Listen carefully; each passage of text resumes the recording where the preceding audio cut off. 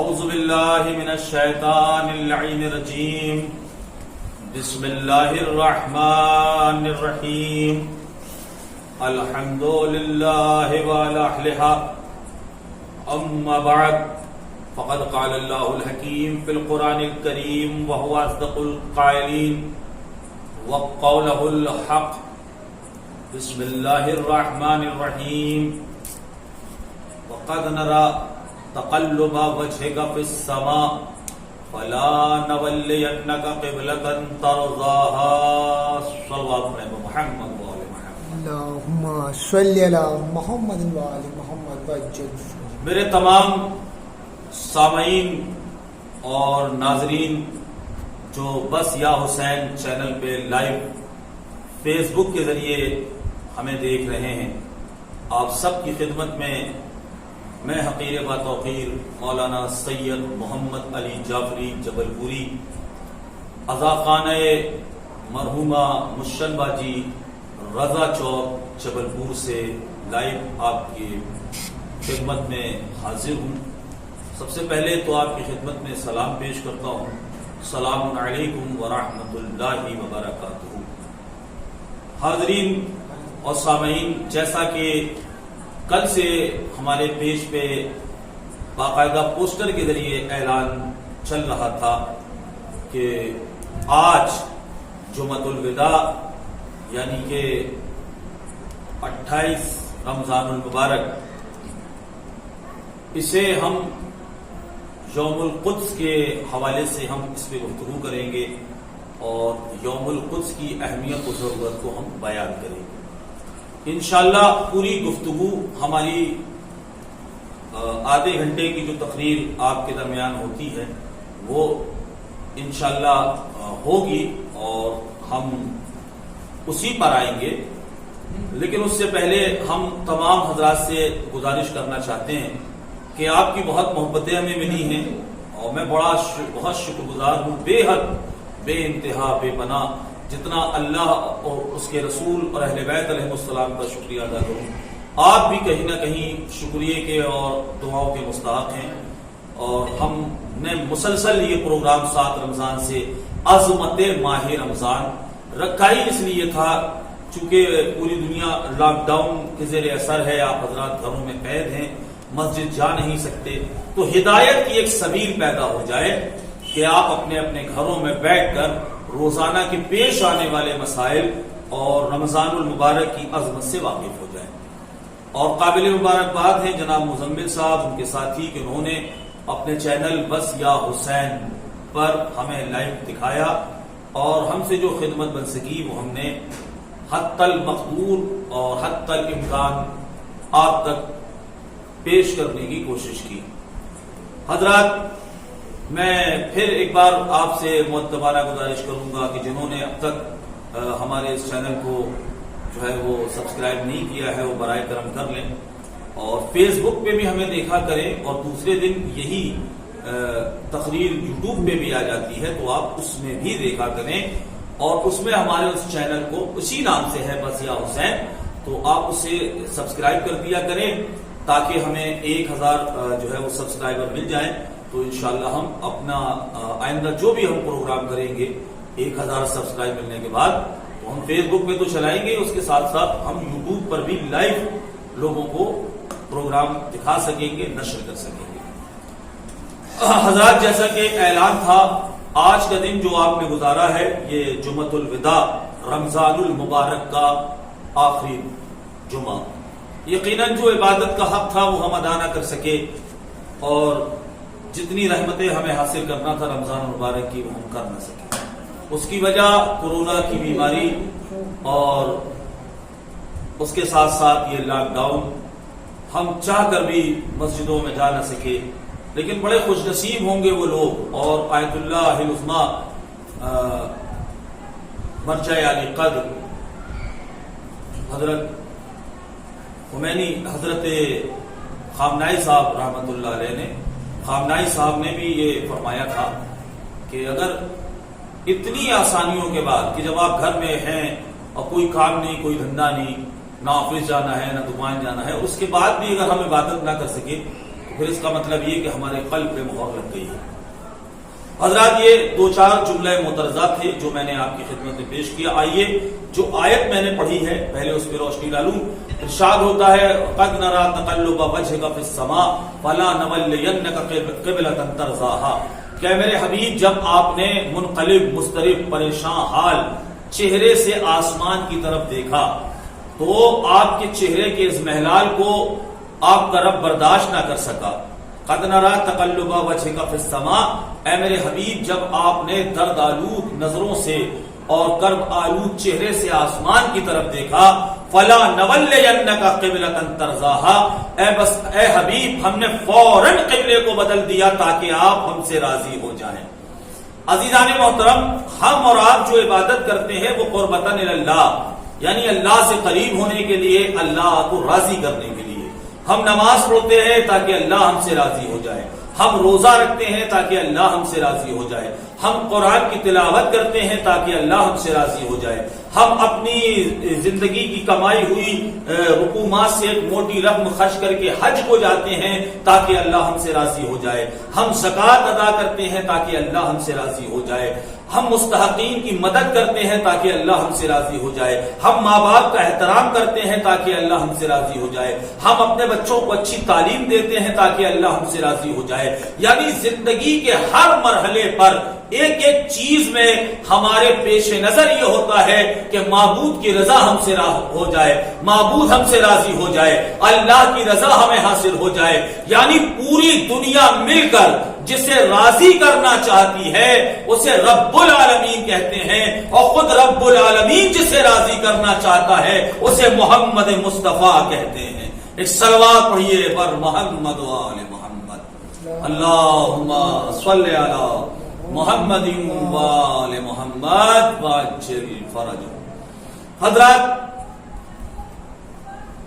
اللہ نے یہ جو تبدیلی قبلہ ہوئی ہے یہ اللہ کے حکم سے ہوئی ہے، یہ نبی کریم نے اپنی مرضی سے نہیں کیا بلکہ اللہ کے حکم سے تبدیلی قبلہ ہوئی ہے۔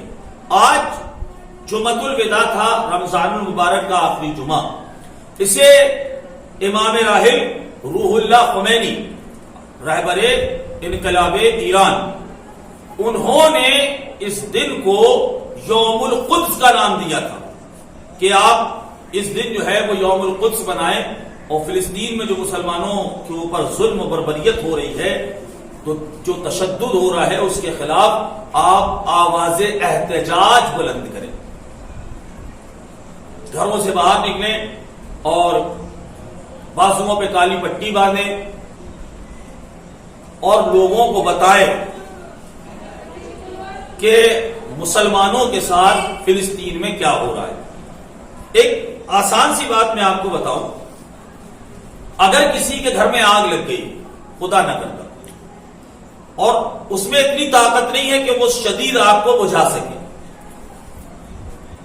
تو بیچارہ وہ کھڑا ہوا دیکھتا رہے گا اور اس کا گھر جل جائے گا، چونکہ اس میں بجھانے کی طاقت نہیں تھی۔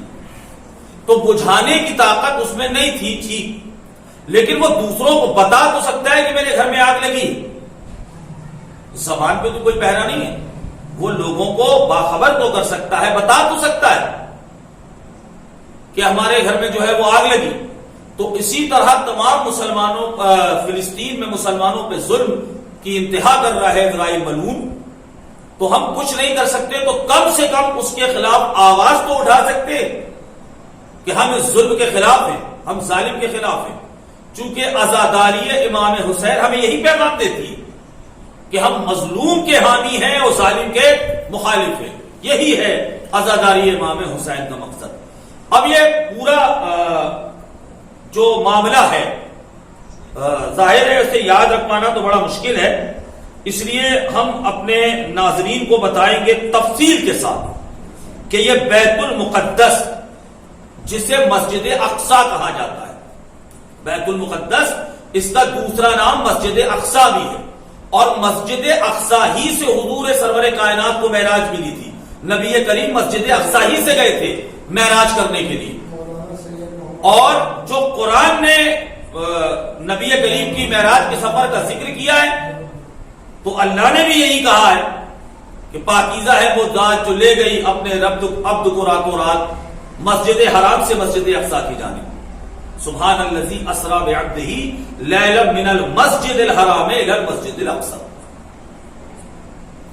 تو بیت المقدس کا دوسرا نام مسجد اقصی ہے. ہمارے اور آپ کے چھٹے امام جعفر صادق علیہ السلام اللہم صلی علی محمد وعلی محمد مولا نے فرمایا کہ مسجد اقصی میں یعنی بیت المقدس میں عبادت کرنا، نماز پڑھنا، تلاوت کرنا یا کوئی بھی عبادت کرنا یہ ثواب میں اضافے کا سبب ہے.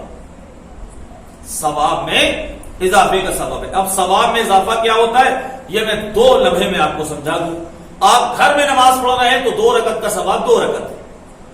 عام مسجد میں آپ چلے گئے، عام مسجد میں تو 2 رکعت کا ثواب ہے 20 رکعت جی. اور اگر وہی نماز آپ نے ادا کر دی جامع مسجد میں تو اب اس کا ثواب ہے 100 رکعت.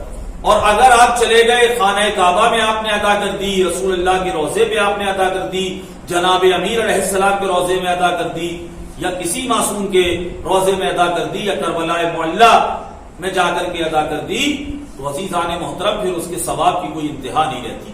وہی امام فرما رہے ہیں کہ مسجد اقصی یعنی بیت المقدس میں جو عبادت کی جائے اس کے ثواب کی کوئی انتہا، کوئی لمٹ نہیں ہوتی. یہ ہم پر کتنا بڑا ظلم ہے اور مسلمانوں کے ساتھ کہ وہ مسجد ہماری ہے مگر اس پر ملعون اسرائیل کا قبضہ ہے. خدا کی لعنت ہو اس پر، بے حساب لعنت ہو، بے شمار لعنت ہو. اور ہمارے اور آپ کے 5ویں امام حضرت امام محمد باقر علیہ السلام مولا کا ارشاد گرامی ہے کہ تقریباً 70 مہینے بیت المقدس مسلمانوں کا قبلہ رہا ہے. اس کے بعد حضور نے اسے تبدیل کیا. یعنی اتنے مہینوں تک مسلمانان مدینہ یا مسلمانان دنیا وہ بیت المقدس قبلہ اول کی طرف رخ کر کے نماز پڑھتے رہے. اور ایک دن عین حالت نماز میں اللہ نے حکم دیا کہ میرے حبیب آپ قبلے کو تبدیل کریں، اور پھر اللہ کے حکم سے جو اس وقت خانہ کعبہ ہے مکہ مکرمہ میں اس کی طرف اللہ نے رخ پھیرا، اور تب سے لے کر آج تک وہ ہمارا قبلہ ہے. اب عزیزان محترم یہ جو قبلہ ہے ہمارا بیت المقدس ہے، ٹھیک ہے، یہ اس کی تعمیر حضرت ابراہیم اور حضرت اسماعیل نے کی، 2 معصوم نبیوں نے اس کی تعمیر کی، آپ جانتے ہیں. اور اسی خانہ کعبہ میں ہمارے اور آپ کے پہلے امام حضرت مولا متقیان علی ابن ابی طالب کی ولادت باسعادت ہوئی 13 رجب المرجب کو. تو یہ تو تمام بچوں کو یاد ہے شیعان علی کے، اور کیوں نہ یاد ہوگا کہ ہمارا پہلا امام خانہ کعبہ میں تشریف لایا ہے. لیکن ہمیں چاہیے کہ ہم بیت المقدس کو فراموش نہ کریں، اور اس دن جو آواز حق بلند کی جاتی ہے اسی کا نام ہے یوم القدس یا قدس ڈے وغیرہ وغیرہ. عالمی پیمانے پہ یہ منایا جاتا ہے. اب ذرا آپ قدس کی تاریخ ملاحظہ فرمائیں. قدس کی تاریخ سمجھنے کے لیے سب سے پہلے ہمیں یہ پتا ہونا ضروری ہے کہ ایران میں سن 1989 یعنی 80 سن 1989 میں اسلامی انقلاب کے رہبر حضرت آیت اللہ امام خمینی صاحب نے یہ اعلان کیا کہ ماہ رمضان کے الوداع جمعے کو ساری دنیا قدس دیوس کی شکل میں منائے. قدس دن کی شکل میں ساری دنیا رمضان المبارک کے آخری جمعے کو منائے. یہ امام خمینی رحمت اللہ علیہ کا رائج کیا ہوا عمل ہے، اور اس کو یہ قدس کے دن ہے بھی، یہ ایام جو ہیں وہ قدس کے ہیں، مقدس ہیں. تو اس لیے امام خمینی نے کہا کہ آخری جمعے میں آپ اپنے ان مسلمان بھائیوں کو نہ بھولیں جو ظلم اور دہشت گردی کا شکار ہو رہے ہیں. اب آگے سنیں کہ دراصل قدس کا سیدھا رابطہ مسلمانوں کے قبلہ اول بیت المقدس یعنی مسجد اقصی سے ہے جو کہ فلسطین میں ہے. اس پر اسرائیل نے آج سے 72 سال پہلے تقریباً سن 1948 میں ناجائز قبضہ کر لیا تھا، جو آج تک قائم ہے. 1948 میں 72 سال پہلے اسرائیل ملعون نے فلسطین میں بیت المقدس پہ قبضہ کیا، جو آج تک جاری ہے اور آج تک قائم ہے. اسلامی تاریخ کے مطابق خانہ کعبہ سے پہلے مسجد اقصی ہی مسلمانوں کا قبلہ ہوا کرتی تھی اور ساری دنیا کے مسلمان بیت المقدس کی طرف 14 سال تک رخ کر کے نماز پڑھتے تھے. اس کے بعد یعنی 14 سال تک مسلسل مسلمانوں نے اس زمانے کے بیت المقدس کی طرف رخ کر کے نماز پڑھی ہے. یہ بات یاد رکھیے گا. اس کے بعد خدا کے حکم سے قبلہ بیت المقدس سے بدل کر خانہ کعبہ کر دیا گیا جو ابھی بھی موجود قبلہ ہے. تاریخ کے مطابق مسجد اقصی صرف پہلا قبلہ ہی نہیں بلکہ کچھ اور وجہ سے بھی مسلمانوں کے لیے خاص ہے. نہ یہ کہ وہ قبلہ اول ہے بلکہ اور وجہوں سے بھی خاص ہے. جیسا کہ ابھی میں نے ذکر کیا وہ صاحب قلم بھی یہی کہہ رہے ہیں. کیا ہے کہ رسول خدا صلی اللہ علیہ وآلہ وسلم اللہم صلی علی محمد وآل محمد اپنی زندگی میں مسجد اقصی تشریف لے گئے تھے اور وہیں سے آپ معراج میں تشریف لے گئے تھے. سارے مسلمانوں کے یہاں ہے کہ آپ یہیں سے حضور سرور کائنات کو معراج نصیب ہوئی تھی. اور گھر سارے مسلمان لکھتے ہیں وہ گھر ام ہانی کا تھا یعنی جناب ابو طالب علیہ السلام کی بیٹی. باپ پہ لوگ نہ جانے کیا کیا الزام لگاتے ہیں اور بیٹی کے گھر سے رسول اللہ کو معراج مل رہی ہے. تو رسول اللہ صلی اللہ علیہ وآلہ وسلم کو جو معراج ملی وہ وہاں سے ملی. اور جیسا کہ میں نے بھی عرض کیا دوسری وجہ یہ ہے اس کی خصوصیت کی کہ وہاں پر جیسا کہ امام نے فرمایا کہ وہاں عبادت کرنے سے ثواب زیادہ ہو جاتا ہے. اور یہ مسجد آج ظالم یہودیوں کے قبضے میں ہے. اس کی شروعات اب ذرا تاریخ سنیں کہ اس کی شروعات سب سے پہلے سن 1917 میں ہوئی. یہ کمبخت کیسے وہاں حاوی ہوئے اور کیسے گئے یہ تاریخ سنیں. 1917 میں جب برٹین کے تتکالین ودیش منتری جیمز بلفور نے فلسطین میں ایک یہودی ملک بنانے کی پیشکش رکھی. اس ملعون نے چاہا کہ ہم فلسطین میں ایک اسرائیلی ملک بنائیں جو اسرائیل کے نام سے ہو اور کہا کہ اس کام میں لندن پوری طرح سے مدد کرے گا. اور اس کے بعد ہوا بھی یہی کہ دھیرے دھیرے دنیا بھر کے یہودیوں کو فلسطین پہنچایا جانے لگا اور بالآخر 15 مئی سن 1948 میں اسرائیل کو ایک یہودی دیش کی شکل میں منظوری دے دی گئی اور دنیا میں پہلی بار اسرائیل نام کا نجس یہودی ملک وجود میں آیا.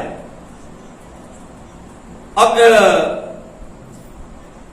نجس ملک وجود میں آیا. اس کے بعد اسرائیل اور عرب ملکوں کے درمیان بہت سی جنگیں ہوئی مگر عرب ملک ہار گئے اور کافی جان مال کا نقصان ہو جانے اور اپنی راج گدیاں بچانے کے خوف سے سارے عرب ملک خاموش ہو گئے اور ان کی خاموشی کو عرب ملک کی طرف سے ہری جھنڈی بھی مان لیا گیا. جب سارے عرب ملک تھک ہار کر اپنے مفاد کی خاطر خاموش ہو گئے تو ایسے حالات میں پھر وہ مجاہد مرد میدان کھڑا ہوا جسے دنیا روح اللہ الموسوی امام خمینی کے نام سے جانتی. جب سب خاموش ہو گئے سارے اسلامی ممالک اور خاص کر عرب کے کہ ہماری گدیاں نہ چھن جائیں اور ہم نے بہت جنگیں کی مگر ہم کچھ کر نہ سکے, تو عزیزان محترم اب انہوں نے اسے تسلیم کر لیا, اسے مان لیا کہ یہ اسرائیل ملک ہے. ورنہ اگر اسلامی ممالک کنڈم کرتے مانتے ہی نہیں کہ یہ کمبخت کوئی ملک ہے, جیسے ایران نہیں مانتا, آج تک ایران نہیں مانتا کہ یہ منحوس کوئی ملک ہے. اگر ایسے ساری کنٹریاں جو اسلام کی ہیں اگر وہ بھی اسے کنڈم کرتی ہیں عزیزان محترم تو یہ کمبخت ملک کا درجہ نہ پاتا. لیکن یہ عرب کے حکمرانوں کی خاموشی تھی کہ جس کی وجہ سے یہ ملعون اور یہ نحس اکبر آج ایک ملک کی شکل میں پوری دنیا میں جو ہے وہ اپنا جھنڈا لہرا رہا ہے.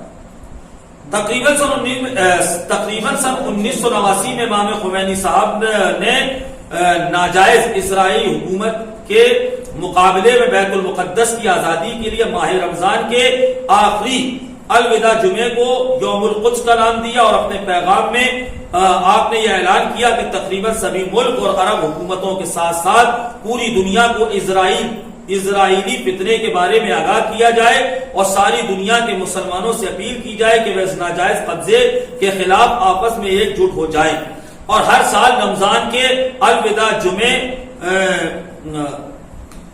جمعے کو جسے قانونی حق بھی حاصل ہے یوم القدس کے نام سے جو ہے وہ منایا جائے تاکہ ہماری بیدارگی کا ثبوت دنیا کو ملتا رہے. اور امام خمینی نے مسلمانوں کی اسلامی ذمہ داریاں قرار دی، لہذا سن 1989 میں امام خمینی صاحب کے اسی اعلان کے بعد سے آج تک نہ صرف بھارت بلکہ ساری دنیا کے تمام ملکوں میں جہاں جہاں بھی مسلمان خاص طور پر شیعہ مسلمان رہتے ہیں وہ ماہ رمضان کے الوداع جمعے کو مسجد اقصی و فلسطینیوں کی آزادی کے لیے احتجاج کرتے ہیں اور ریلیاں نکالتے ہیں. عزیزان محترم، آپ کو بتا دوں کہ ہمیں یہ بھی معلوم ہونا چاہیے کہ آج تک فلسطینی اپنی آزادی کے لیے لڑ رہے ہیں اور جد و جہد کر رہے ہیں اور اسرائیل اپنی بھرپور ظالم شیطانی طاقت سے ان کو کچلتا آ رہا ہے. جب ہم اپنے گھر میں پرسکون ہو کر روزہ افطار کرتے ہیں اس وقت اسی فلسطین میں ہزاروں مسلمان اسرائیلی بموں کا نشانہ بنتے ہیں. ان کی عزت اور ان کے ناموس کے ساتھ ظلم کیا جاتا ہے اور آج تک جاری ہے اور اس ظلم پر ساری دنیا کے ممالک خاموش ہیں کیونکہ اسرائیل کو امریکہ اور لندن کا ساتھ ملا ہوا ہے. تو حضرات، یہ تھی پوری تاریخ یوم القدس کی جو آپ نے ملاحظہ فرما لی. دیکھیں، فلسطین ایک مسلمانی ملک ہے اور ان کا ان یہودیوں سے جو جھگڑا ہے، جو لڑائی ہے، وہ اپنے کسی زمین کو لے کر کے نہیں ہے، زمین کے خطے کو.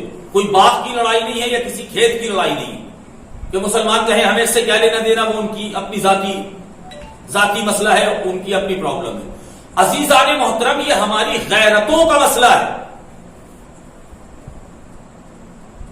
کہ ایک تو ان ملونوں نے وہاں ناجائز قبضہ کیا اور ناجائز قبضہ کرنے کے بعد وہاں کے مسلمانوں کے ساتھ ظلم و ستم بھی کر رہے ہیں. ہم جس وقت یہاں روزہ افطار کرتے وہاں اس وقت کوئی فلسطینی مسلمان شہید ہو جاتا ہے. اللہ کے گھر کی حفاظت، اللہ کے گھر کو دوبارہ پانے اور حاصل کرنے کی کوشش. تو عزیزان محترم، وہاں کے مسلمان تو اپنا فرض نبھا رہے ہیں، اپنے مسلمان ہونے کا ثبوت دے رہے ہیں. تو کیا یہ ہماری غیرت قومی نہیں کہ ہم سب بغیر تفریق مذہب و ملت کے سارے مسلمان ایک ہو کر اس دن جو ہے وہ احتجاج کریں؟ اس میں شیعہ سنی کی کوئی بات نہیں ہے. اور عزیزان محترم، اب سن لیا کہ عرب ممالک نے ایسی بات نہیں ہے کہ ان سے جنگیں نہیں کی، جنگیں کی مگر پار نہیں پا پائے. ٹھیک ہے، وہی حال ہوا جو خیبر میں ہوا تھا. اللہ اکبر. ٹھیک ہے، وہی حال ہوا. عزیزان محترم، اسلام کی میں نے کہا تھا جو دنوں کے لحاظ سے وہ سب سے بڑی جنگ صفین ہے، 18 مہینے چلی ہے. لیکن جس جنگ میں اسلام کا سب سے زیادہ فائدہ ہوا وہ جنگ خیبر ہے، اس لیے کہ یہ براہ راست یہودیوں سے ہوئی ہے اور مرحب جیسا پہلوان تھا اور اکبر جیسا پہلوان تھا جسے دیکھ کر مسلمان 39 روز تک بھاگتے رہے. جب مولائے کائنات نے خیبر فتح کیا تو قلعہ قابوس پہ مولا نے پرچم اسلام کو بلند کیا، نصب کیا، تو مولا نے ان کی کمر توڑ دی تھی، اس لیے کہ وہ ان کا ورلڈ بینک تھا جو مولا علی علیہ السلام کی شجاعت کے صدقے میں خالی ہو گئے اور مسلمان امیر و کبیر ہو گئے اور یہ کمبخت جو ہے وہ سڑکوں پہ آ گئے. عزیزان محترم، اتنا کچلنے کے باوجود توجہ ہے، ان کی ہمت کیسے پڑی کہ یہ عرب ممالک سے لڑ گئے؟ ان کی ہمت اس لیے پڑی کہ انہیں پتا تھا ان عربیوں کے پاس سب کچھ ہے، علی نہیں ہے.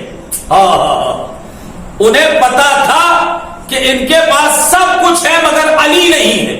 تو جہاں علی نہ ہو وہاں شکست ہوتی ہے، شکست فاش ہوتی ہے، وہاں ہار ہوتی ہے، وہاں ناکامی ہوتی ہے. اور جہاں علی ہو وہاں کامیابی ہوتی ہے، فتح، اللہ کی فتح و نصرت ہوتی ہے. جس اتنے سارے اسلامی کنٹریز جس کے آگے سب نے گھٹنے ٹیک دیے، لیکن اس کے آگے ایران نے گھٹنے نہیں ٹیکا. کیوں؟ اس لیے کہ ایران کے دل میں محبت علی ہے، ولایت علی ہے.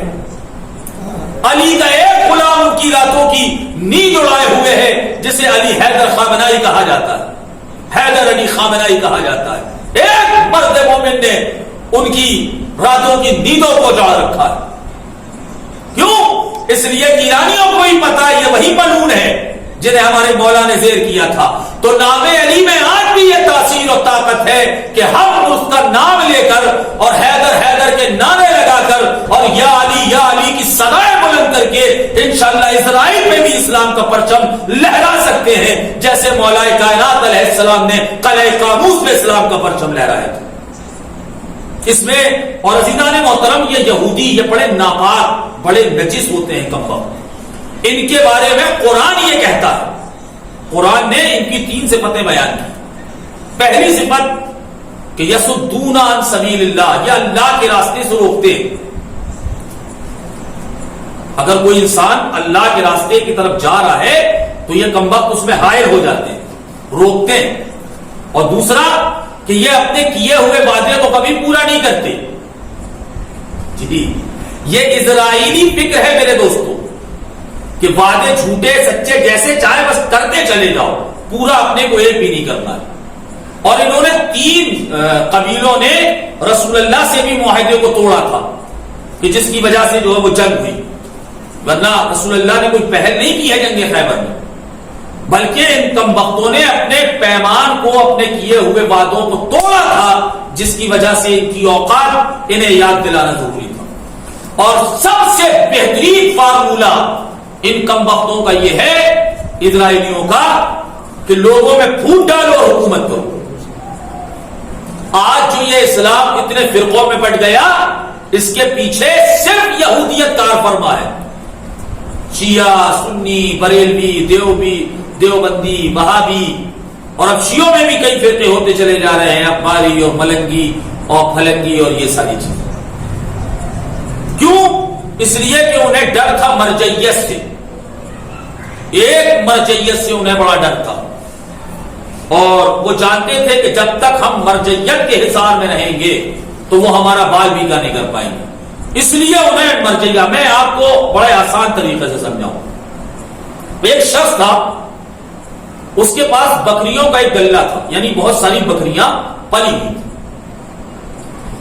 اور وہ جنگل کے آس پاس بہت سارے بھیڑیے بھی رہتے تھے، لیکن وہ بھیڑیے ان بکریوں کا شکار نہیں کر پاتے تھے، چونکہ ان کا مالک اور ان کا محافظ اور ان کا نگہبان وہاں موجود تھا. وہ بڑا مستعد رہتا تھا لکڑیاں لے کر کے ہر وقت کہ بھیڑیے ان کے قریب نہ آ پائیں. تو وہ بھیڑیے حملہ کر ہی نہیں پاتے تھے اور بکریوں کے گول اور گلے کے پاس پہنچ ہی نہیں پاتے تھے.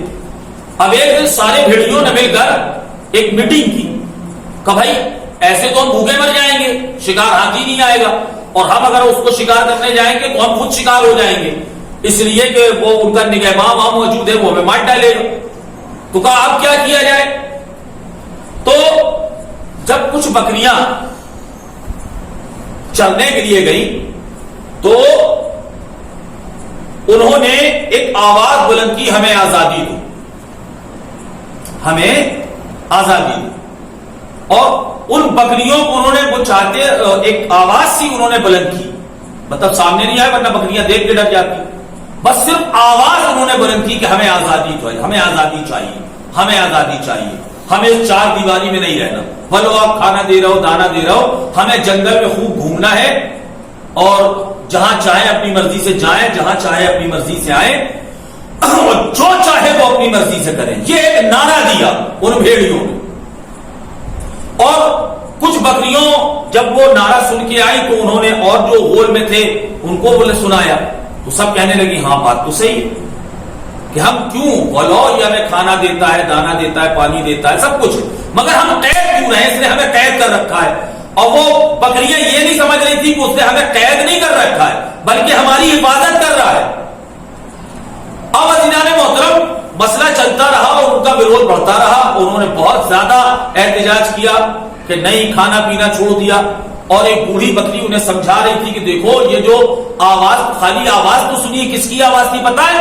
انہوں نے کہا نہیں کس کی، ہم نے اسے دیکھا تو نہیں۔ کہا جب دیکھا نہیں تو اس کی بات کیوں مان رہی ہو سکتا ہے یہ دشمن کی آواز ہو، وہ چاہ رہا ہو کہ تم باہر نکلو، اور ظاہر ہے کہ مالک بھی تم سے خفا ہو جائے گا تو وہ بھی تمہاری حفاظت کو کہاں جائے گا اور کس کس کی حفاظت کرے گا؟ اس لیے ایک جٹ رہو تاکہ تمہاری حفاظت رہے اور ایک آدمی تمہاری نگہداری کر سکے۔ مگر وہ بکریوں کے ذہن میں، چونکہ وہ نوجوان جوان تھی، ان کے ذہن میں خط سوار تھا، نہیں صاحب ہمیں آزادی چاہیے، ہمیں آزادی چاہیے۔ ایک دن مالک نے تھک ہار کر دروازہ کھول دیا کہ جس کو جہاں جانا ہو چلا جائے، اور جیسے ہی وہ باہر نکلی، بھیڑیے پہلے سے تاک میں بیٹھے ہوئے تھے، انہوں نے کئیوں کو مارا، نوچا، جتنا کھایا گیا کھایا، اور جتنی تھی سب کو چیر پھاڑ کے برابر کر دی۔ تو عزیزان محترم، یہ جو ایک اخباریت اور ایک ملنگیت کی آواز چلی، یہ شیطان اور ابلیس کی آواز ہے۔ اسے پتا ہے کہ جب تک ہم مرجعیت کے حصار میں رہیں گے، وہ ہمیں نہ نوچ سکتا ہے، نہ ہمارا کچھ بگاڑ سکتا ہے، نہ ہمیں نقصان پہنچا سکتا ہے۔ اس لیے اس نے جھوٹی سچی عقیدتیں گڑھ کے، اما یہ آواز کس کی ہے؟ یہ شیطان کی آواز ہے، یہ ابلیس کی آواز ہے جو آپ کو مرجعیت سے روک رہا ہے۔ مرجعیت ہمارا سرکشا کوچ ہے، یہ ہماری محافظ ہے، ہماری نگراں ہے۔ تو مرجعیت کے حصار میں رہیے، اور ایک مرجعیت کی طاقت جو صرف ولایت علی پہ مبنی ہے، صرف اور صرف ولایت علی پہ۔ تو عزیزان محترم، سارے مسلمانوں کو یہ چاہیے کہ وہ اب آج ہم کیسے، لاک ڈاؤن کی زندگی ہے ہماری، تو ہم گھر کے باہر تو نکل نہیں سکتے، تو عزیزان محترم اپنے اپنے فیس بک پر، اگر آپ سے یوز کرتے بنتا ہے، نہیں بنتا، اگر موبائل ہے تو اس پہ اپنا احتجاج آپ لکھیں، مثلا اسرائیل مردہ باد، کوئی ایک چھوٹا سا نعرہ لکھ کے سوشل میڈیا پہ ڈالیں، اپنا احتجاج درج کرائیں، اپنا احتجاج، تاکہ اسرائیل یہ سمجھ لے کہ مسلمان ایک ہو چکے ہیں، اور مسلمان خانہ بیت المقدس کو بھولے نہیں ہیں، انہیں ابھی بھی بیت المقدس یاد ہے، اور یہ انشاءاللہ ہم سے بیت المقدس لے کے رہیں گے۔ اور عزیزان محترم، جتنی چیزیں آپ کو بتائی جاتی ہیں اپنے اپنے گھروں میں جو یہودیوں کی اپج ہے اور جس کا فائدہ یہودیوں کو ہوتا ہے، سارے مسلمانوں کو چاہیے کہ ان چیزوں کو نہ خریدیں، ان کا بائیکاٹ کریں۔ ہمارے کتنے عمدہ کھانوں کو کہاں لا کے رکھ دیا گیا، آج وہ پیزا اور برگر اور چاؤمین اور اس سب پہ زندگی گزر رہی ہے لوگوں کی۔ ہمارا لباس بدل گیا، ہمارا کلچر بدل گیا، ہمارے یہاں دھیرے دھیرے ہر اعتبار سے یہودی فکر آ گئی۔ آج روح افزا کا شربت کسی کو پلائیے تو اسے ٹھنڈا نہیں کہتا، اسے کوکو کولا چاہیے، تھمس اپ چاہیے، پیپسی چاہیے۔ اگر نیبو پانی، نیبو کھول کے اور بہترین شربت اسے دے دیا جائے تو وہ اسے اچھا نہیں لگتا، اسے اچھا لگتا ہے مرنڈا، اسے اچھا لگتا ہے پیپسی، اسے اچھا لگتا ہے تھمس اپ، کوکو کولا۔ جی یہ قابل غور بات ہے کہ نہیں؟ اگر سارے مسلمان اسے پینا چھوڑ دے اور جتنی چیزیں یہودی پروڈکٹ ہیں اگر اسے استعمال کرنا چھوڑ دیں مسلمان، تو عزیزان محترم کل انشاءاللہ وہ کنگال ہو جائے گا۔ مگر میں دیکھتا ہوں اسلامی کنٹریز میں ان ساری چیزوں کا چلن بہت زیادہ ہے۔ تو میرے دوستوں، میرے عزیزوں، سب کو ملنا ہوگا، سب کو ایک ہونا پڑے گا، تبھی جا کر کے ہم یہودیوں کو ہرا سکتے ہیں۔ اب جب امام راحل آیت اللہ خمینی رحمت اللہ علیہ نے مشن شروع کیا، یوم القدس کا نام دیا کہ اپنے گھروں میں نہ بیٹھو، باہر نکلو، مسلمانوں کی حمایت کرو۔ اور یہ تو مت سوچا کرے ہمیں فلسطین کے مسلمانوں کے ساتھ ہو رہا ہے، ہمیں کیا کرنا، ہم تو اپنا کھا پی کے مست رہے۔ نہیں دوستو، جو وقت آج ان کے اوپر ہے کل آپ کے اوپر بھی آ سکتا ہے۔ اور جو لوگ یہ سوچتے ہیں کہ ہمیں دوسروں سے کیا لینا دینا، ہمیں کیوں کسی کی مدد کرے، تو انہیں بھی مصیبت کے وقت کوئی مددگار میسر نہیں ہوتا۔ اپنے اپنے گھروں میں اپنے اپنے موبائل سے آپ اپنا احتجاج سوشل میڈیا پہ درج کرائیں۔ اسرائیل مرد آباد، اسرائیل ملعون، ایسا کوئی بھی ایک ورڈ آپ لکھ سکتے ہیں، یا بیت المقدس چھوڑو، بیت المقدس مسلمانوں کے حوالے کرو۔ آیت اللہ خمینی نے جب شروعات کی تو انہوں نے 3 جہتیں رکھی تھی کہ یہ جو آپ احتجاج کریں گے، ہمارے یہاں ہر چیز الحمدللہ سلیقے سے ہوتی ہے، اس لیے کہ ہمارے اوپر عزاداری کا صدقہ ہے، ہمارے یہاں ہلڑ ہنگانے سے کوئی چیز نہیں ہوتی۔ تو امام خمینی نے کہا کہ یہ 3 جہتوں پہ یہ احتجاج ہوگا۔ پہلا یہ کہ اسلامی حکمرانوں کی بیداری، مثلا 57 کنٹریز ہیں مسلمانوں کی، تو ہر کنٹریز کے جو پرائم منسٹر ہیں ان کو بیدار کرنا کہ وہ اپنے ملک میں، بھائی جب حکمراہی اور حاکم بھی بیدار نہیں ہوگا تو عوام تو ویسی سوئی ہوئی ہے۔ سب سے پہلے ضرورت ہے سارے اسلامی حکمرانوں کو بیدار کرنا، کہ وہ بیدار ہوں، اور بیدار ہونے کے بعد مسلمانوں کے اوپر جو فلسطین میں ظلم ہو رہا ہے اس کے خلاف آواز اٹھائیں، ان کے ناجائز قبضے سے فلسطینیوں کو آزاد کرائیں اور اسرائیل سے بیت المقدس کو واپس لیں۔ پہلا کہ کیا کرنا ہے؟ اسلامی حکمرانوں کی بیداری۔ دوسرا عوامی سرگرمیاں۔ عوامی سرگرمیاں سمجھے؟ مثلا آپ لوگ روڈ پہ نکلے ہے نا، کہیں کسی روڈ پہ کسی سڑک پہ آ کر اس طرح آزاداری کی جلوس اور ریلی کی شکل میں نکالتے ہیں، بس ایسی ہی ریلیاں پوسٹر اور بینر کے ذریعے اخباروں میں، نیوز میں، جس طرح آزاداری کے زمانے میں ہوتا ہے، بس اسی انداز سے یوم القدس منانا چاہیے۔ یہ نہیں کہ کسی کو گالی دینا ہے یا کچھ توڑ پھوڑ کرنا ہے، ایسا تو معاذاللہ ہمارے یہاں ہوتا بھی نہیں ہے۔ بڑے سکون اور امن کے ساتھ آپ روڈوں پہ نکلیں اور اپنی بات دنیا کو بتائیں، جیسے آپ ایام ازاں میں بتاتے ہیں۔ اور تیسرا یہ کہ مسلمان جو فلسطین کے، ان کی حوصلہ افزائی، کہ اگر آپ مثلا جبل پور میں آج احتجاج ہوتا ہے اور فلسطین کے مسلمان وہاں دیکھ رہے ہیں کہ بھائی یہ ہمیں نہ جانتے ہیں نہ پہچانتے ہیں، مگر یہ ہمارے حق میں آواز اٹھا رہے ہیں، تو وہ جو لڑائی لڑیں گے وہ اور زیادہ جوش و ولولے کے ساتھ، اس لیے کہ ہم تو یہاں سے صرف آواز اٹھا سکتے ہیں اور کیا کر سکتے ہیں، لیکن وہ گولیوں کا سامنا کر رہے ہیں، وہ بموں کا توپوں کا سامنا کر رہے ہیں، وہ اسرائیل کی ملعون فوج کا سامنا کر رہے ہیں، تو ان کے جوش اور ولولے میں اور زیادہ اضافہ ہوگا کہ ہم اکیلے نہیں ہیں بلکہ پورے جہان کے مسلمان ہمارے ساتھ ہیں۔ تو انشاءاللہ ابھی تک وہ ایک کو مار رہا تھا، اب جب لڑے گا کہ سارے مسلمان بیک گراؤنڈ پہ ہمارے ساتھ ہیں، ہماری پشت مضبوط ہے، تو وہ 4-6 کو مار کے مرے گا، اور اس طریقے سے یہ کمبخت اسرائیل کا خاتمہ ہوگا۔ تو عزیزان محترم، جس طریقے سے آیت اللہ العظمیٰ آقا خمینی طابہ سرا نے فرمایا، ہمیں اسی انداز سے کرنا ہے۔ اور آج پوری دنیا میں دیکھا گیا کہ آیت اللہ العظمیٰ آقا خامنائی نے بھی اس پر جو ہے وہ گفتگو کی، آیت اللہ العظمیٰ آقا سستانی مدد اللہ العلی کے بھی بیانات آئے، اور دیگر بھی ہمارے مجتہدین ہیں، ان نے بھی اپنا اپنا، چونکہ وہ اس معاملے میں سارے مسلمانوں کو ایک ہونا چاہیے، کوئی اختلاف نہیں، سارے مسلمان ایک پلیٹ فارم پہ آئیں، کیا شیعہ، کیا سنی، کیا دیوبندی، کیا بریلوی، کیا وہابی، کیا حنفی۔ آپ اپنے آپ کو مسلمان کہتے ہیں، لا الہ الا اللہ محمد رسول اللہ پڑھتے ہیں، اللہ کو ایک مانتے ہیں، رسول اللہ کی رسالت پہ یقین رکھتے ہیں، آپ مسلمان ہیں۔ تو جب آپ مسلمان ہیں تو آپ کی غیرت قومی کا تقاضا ہے کہ آپ جو ہے وہ اسرائیل کے خلاف اپنی آواز حق، آواز احتجاج کو بلند کریں کہ ہم اسرائیل کے ساتھ نہیں ہیں، میں ایران کا ساتھ دینے کے لیے نہیں کہہ رہا ہوں، میں فلسطین کے مسلمانوں کا ساتھ دینے کے لیے کہہ رہا ہوں کہ وہ بھی تو ہمارے بھائی ہیں، وہ بھی تو مسلمان ہیں، ملک ان کا ہے، اور یہ کمبختوں نے آ کے اس پہ ناجائز قبضہ کر لیا۔ کتنے بڑے ستم کی بات ہے۔ اور اگر اسلامی کنٹریز نے چاہا ہوتا تو یہ کمبخت کبھی ملک نہیں بنتا ملعون۔ کہ عزیزان محترم، یاد رکھیے گا، جہاں علی ہے اسلام وہی ہے، جہاں حسین ہے اسلام وہی ہے۔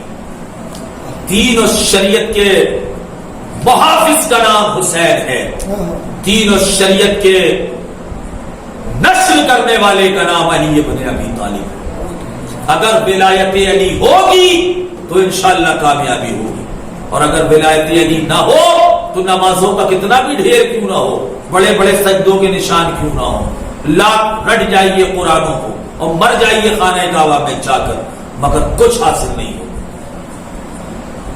بیدار ہونے کی ضرورت ہے، بیدار۔ اور اس وقت جو انڈیا کے حالات چل رہے ہیں، سارے مسلمانوں کو کمر کس لینی چاہیے۔ صرف اس لیے مار ڈالتے ہیں کہ وہ مسلمان ہیں، مارنے سے پہلے کوئی غیر مسلم آپ سے پوچھتا ہے کہ شیعہ ہو کہ سنی ہو؟ پوچھتا ہے کہ شیعہ ہوگا تو چھوڑ دیں گے، سنی ہوگا تو مار ڈالیں گے؟ کوئی نہیں پوچھتا۔ مسلمان دیکھا اور اس میں ظلم شروع ہو گیا، تو اب نہیں جاگیں گے تو کب جاگیں گے؟ یہ لڑائی ایک ہوگی فلسطین کی۔ تو عزیزان محترم، جب ساری دنیا کے مسلمان ملیں گے اور ظلم کے خلاف احتجاج کریں گے تو جو ظالم بادشاہ ہے ان کی بھی راتوں کی نیند اڑے گی، اور ان کے بھی حواس جو ہے وہ حواس باختہ ہوں گے اور ہوش میں آئیں گے کہ یہ لاوارث نہیں ہے، بلکہ ان کے بھی کچھ چاہنے والے اور سرپرست موجود ہیں۔ اور عزیزان محترم، ہم آخر کلام میں آپ سے التجا یہی کریں گے کہ اسرائیل یہ اتنا فتین اور اتنا نجس العین ہے، یہ کم وقت کہ عزیزان محترم اس سے پار پانا واقعی بہت مشکل ہے۔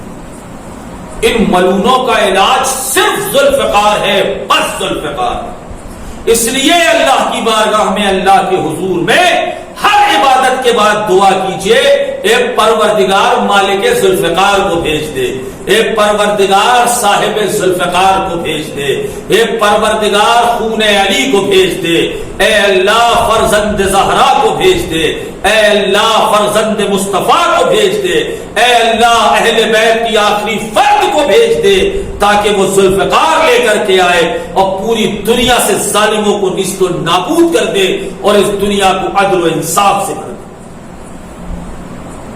آج کے دن کی جو دعا میں نے کل بھی عرض کیا تھا، انشاءاللہ آپ نے پڑھا ہوگا، اس میں یہی ہے کہ پروردگار یہ رمضان کے آخری دن ہیں، ہمیں محروم بنا، ہمیں رحم کیا ہوا بنانا، یہ نہیں کہ ہم تیری بارگاہ سے خالی ہاتھ پلٹے، نہیں، ہمیں ایسا بنانا میرے مالک کہ ہم پر تیری رحمتوں کی بارش ہوئی، تیری نعمتوں کی بارش ہوئی۔ تو عزیزان محترم، دو تین فطرتوں سے تو بڑا پرہیز کریے گا، ایک تو آگ لگانے سے، یاد رکھیے گا یہ یہودیوں کی فطرت ہے، اور دوسری بات یہ کہ دھوکہ دھڑی کرنا، اس لیے رسول اللہ نے فرمایا تھا کہ جو کسی شخص کو دھوکہ دے وہ ہم میں سے نہیں ہو سکتا، یعنی مسلمان نہیں ہو سکتا۔ فَلَيْسَ مِنَّا مَنْ غَشَّ مُسْلِمًا، وہ مسلمان ہو ہی نہیں سکتا جو کسی مسلمان کو دھوکہ دے۔ اور ایک حدیث میں رسول اللہ فرماتے ہیں کہ وہ شخص مسلمان نہیں ہو سکتا جس کی زبان یا ہاتھ سے کسی کو تکلیف پہنچ جائے، مسلمان نہیں ہو سکتا۔ آپس میں مالی ارتباط پیدا کیجیے، ایک دوسرے کا سپورٹ کرنے کی کوشش کیجیے، ایک دوسرے کو بڑھانے کی کوشش کیجیے، اس لیے کہ ظالم لگے ہوئے۔ اور جو ہمارے اہل شیعہ برادران، میں ان سے گزارش کروں گا مرجعیت کو فراموش نہ کیجیے گا، مرجعیت سے جڑے رہیے گا۔ آپ کسی نہ کسی مجتہد کی تقلید میں رہیے گا، اس وقت پوری دنیا میں تقلید آیت اللہ العظمیٰ قیس ثانی کی ہو رہی ہے، اور بھی مراجع کرام ہیں، آیت اللہ بشیر نجفی ہیں، ان کی بھی تقلید ہوتی ہے، آیت اللہ سعید الحکیم صاحب ہیں، ان کی بھی تقلید ہوتی ہے، آیت اللہ صادق حسین شیرازی ہیں، ان کی بھی تقلید ہوتی ہے، بہت سارے ہمارے علماء مجتہدین، تو ان کے سائے میں زندگی گزاریے گا۔ یہ آپ کو پریکٹس دی جا رہی ہے تاکہ آپ امام عصر علیہ السلام کے ظہور کے وقت ان کے آوان و انصار میں اور ان کے لشکر میں شامل ہونے کے قابل بن سکیں۔ بیت المقدس کی جو تاریخ تھی وہ ہم نے آپ تک بتا دی۔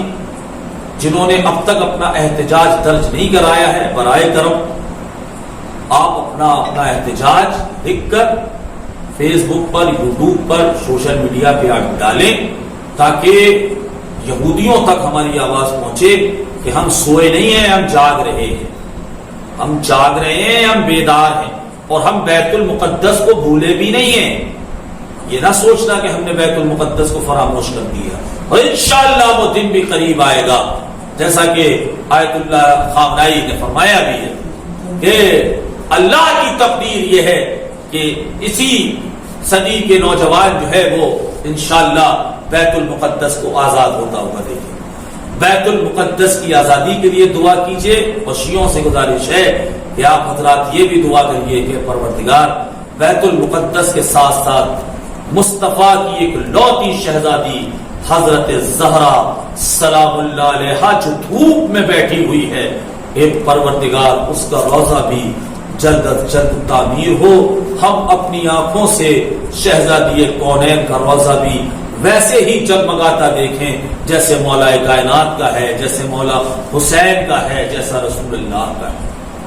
دعا کریں اور آج کے دن اپنے امام کو زیادہ سے زیادہ بلائیں، اس لیے کہ جمعہ یہ نام ہی امام عصر علیہ الصلوۃ والسلام کا ہے۔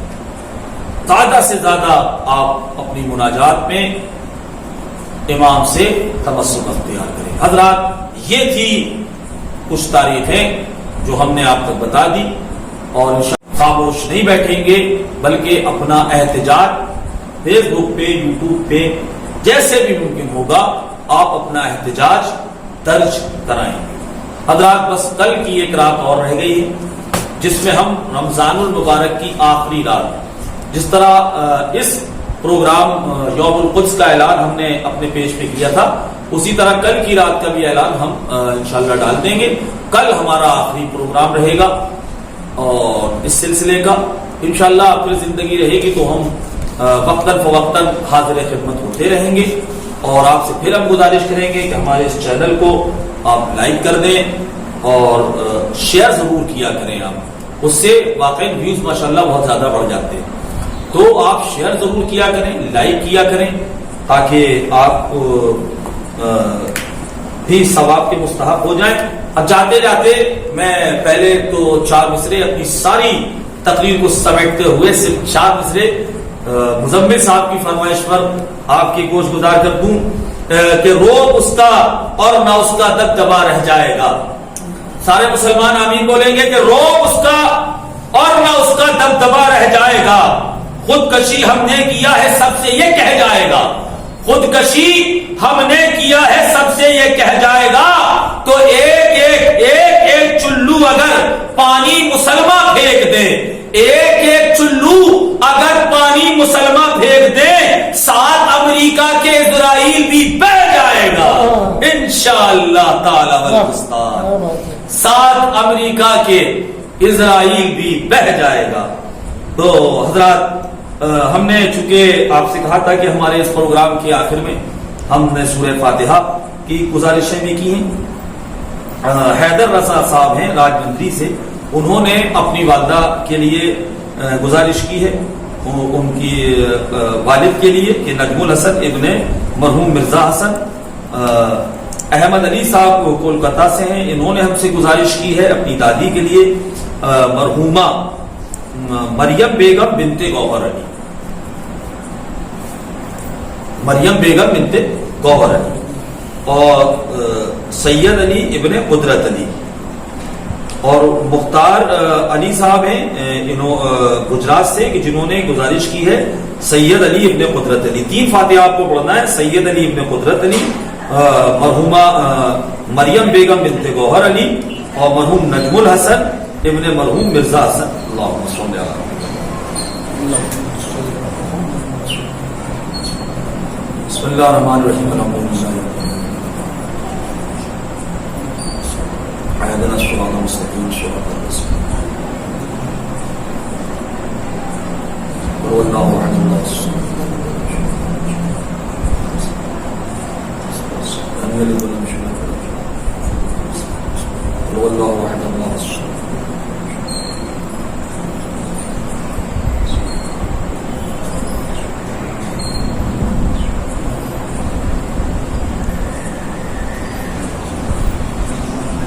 حضرات کل ہم ٹھیک 9 بجے آپ کی خدمت میں آخری بار مطلب اس پروگرام اس سلسلے میں آخری گفتگو رمضان المبارک کی ہوگی بس یا حسین لائیو پر ٹھیک 9 بجے جناب مزمل صاحب اور ان کے ساتھی کے ذریعے فیس بک پر آپ حضرات سے گزارش ہے کہ آپ کو آخری پروگرام میں ضرور شامل ہو جائیں. اس میں کچھ ہم دعائیں بھی کرائیں گے, ان میں بھی آپ شامل ہو جائیں اور ہمارے اس چینل کو زیادہ سے زیادہ لائک کریں, سبسکرائب کریں اور شیئر کر دیا کریں تاکہ دوسرے لوگوں تک بھی ہمارا میسج پہنچ جائے.